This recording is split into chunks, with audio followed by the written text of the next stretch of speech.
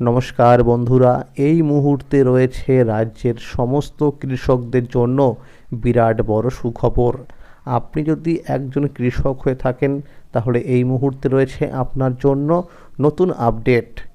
কৃষক বন্ধু প্রকল্প বন্ধ হয়ে গেল, তাহলে কৃষকদের জন্য কোন প্রকল্প চালু হবে, কত টাকা করে দেওয়া হবে, কিভাবে টাকা পাবেন, সমস্ত বিষয় নিয়ে কিন্তু সঠিক আপডেট জানানো হয়েছে।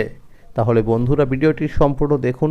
ভিডিওটি সম্পূর্ণ দেখলে জানতে পারবেন অনেক কিছু আপডেট। যে সমস্ত বন্ধুরা এখনও পর্যন্ত এই চ্যানেলটিকে সাবস্ক্রাইব করেননি, অবশ্যই মনে করে এই চ্যানেলটিকে সাবস্ক্রাইব করে নেবেন, কারণ আমার এই চ্যানেলের মাধ্যমে বিভিন্ন সরকারি প্রকল্পের আপডেট সবার আগে জানানো হয়ে থাকে। তাহলে বন্ধুরা এবার দেখে নেওয়া যাক কী বলা হয়েছে আজকের এই রিপোর্টে।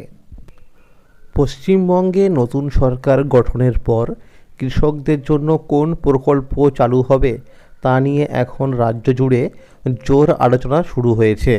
এতদিন তৃণমূল সরকারের অধীনে চলা কৃষক বন্ধু প্রকল্পের মাধ্যমে রাজ্যের কৃষকেরা জমির পরিমাণ অনুযায়ী বছরে 4,000 টাকা থেকে শুরু করে 10,000 টাকা পর্যন্ত আর্থিক সহায়তা পেতেন।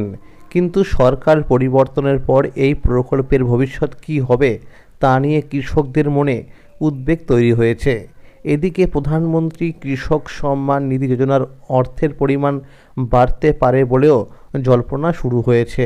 পশ্চিমবঙ্গ বিধানসভা নির্বাচনের দ্বিতীয় দফার আগে মেদিনীপুরে জনসভা থেকে প্রধানমন্ত্রী নরেন্দ্র মোদী ঘোষণা করেছিলেন, বাংলায় বিজেপি সরকার গঠিত হলে কৃষকদের জন্য কেন্দ্রীয় সহায়তার পরিমাণ 6,000 টাকা থেকে বাড়িয়ে 9,000 টাকা করা হতে পারে।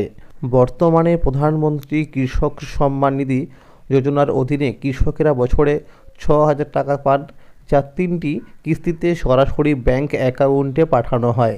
প্রধানমন্ত্রী সেই সভায় ডবল ইঞ্জিন সরকারের কথা উল্লেখ করে বলেন, কেন্দ্র ও রাজ্য একসঙ্গে কাজ করলে কৃষকেরা আরও বেশি সুবিধা পাবেন এবং মধ্যস্বত্বভোগীদের দৌরাত্ম্য অনেকটাই কমে যাবে। তিনি আরও দাবি করেন, নতুন সরকার এলে কৃষকদের ফসলের ন্যায্য দাম নিশ্চিত করার দিকেও বিশেষ গুরুত্ব দেওয়া হবে। এখন সবচেয়ে বেশি আলোচনা হচ্ছে মহারাষ্ট্র মডেল নিয়ে। মহারাষ্ট্রে কেন্দ্রের 6,000 টাকার পাশাপাশি রাজ্য সরকারের তরফে নমঃশেতকরী মহাসম্মান নিধি যোজনার মাধ্যমে আরও 6,000 টাকা দেওয়া হয়। ফলে সেখানকার কৃষকেরা বছরে মোট 12,000 টাকা পান। রাজনৈতিক মহলের একাংশের মতে পশ্চিমবঙ্গ ভবিষ্যতে একই ধরনের মডেল চালু হতে পারে। যদিও এই বিষয়ে এখনও পর্যন্ত কোনো সরকারি ঘোষণা হয়নি, তবে বিভিন্ন সূত্র মারফত জানা যাচ্ছে কৃষক বন্ধু প্রকল্পের পরিবর্তে নতুন সরকার আরও বেশি আর্থিক সহায়তার পরিকল্পনা করতে পারে। এমনও শোনা যাচ্ছে কৃষক বন্ধু প্রকল্পের পুরনো উপভোক্তাদের ডাটাবেজ ব্যবহার করেই নতুন প্রকল্পে টাকা পাঠানো হতে পারে। ফলে বহু কৃষককে নতুন করে আবেদন করতে নাও হতে পারে।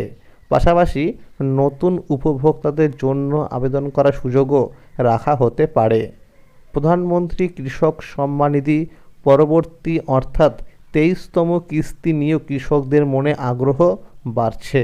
22তম কিস্তি 2026 সালের মার্চ মাসে দেওয়া হয়েছিল। সেই অনুযায়ী মনে করা হচ্ছে 23তম কিস্তির টাকা জুন মাসের শেষের দিকে অথবা জুলাই মাসের শুরুতে কৃষকদের ব্যাংক অ্যাকাউন্টে জমা হতে পারে। তবে সরকার ইতিমধ্যে জানিয়েছে, যেসব কৃষক ফার্মার রেজিস্ট্রি সম্পূর্ণ করেনি অথবা যাদের কেওয়াইসি সক্রিয় নেই তাদের কিস্তির টাকা আটকে যেতে পারে। এছাড়া ব্যাংক অ্যাকাউন্টের সঙ্গে আধার লিঙ্ক করা থাকে না, তাহলেও সমস্যা হবে।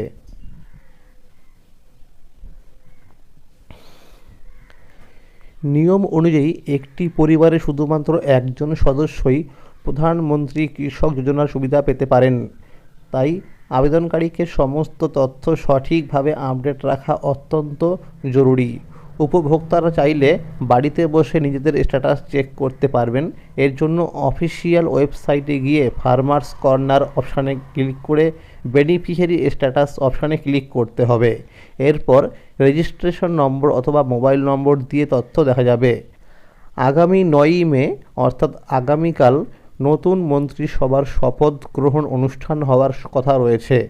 তারপরেই কৃষকদের জন্য নতুন প্রকল্প, অর্থের পরিমাণ এবং আবেদন পদ্ধতি নিয়ে আরও স্পষ্ট ঘোষণা সামনে আসতে পারে। এখন রাজ্যের লক্ষ লক্ষ কৃষকের নজর সেই দিকেই রয়েছে।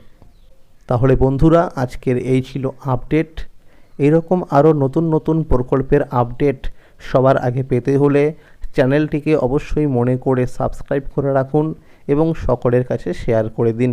আর যদি ভিডিওটি ভালো লেগে থাকে অবশ্যই একটি লাইক করে দেবেন। ধন্যবাদ।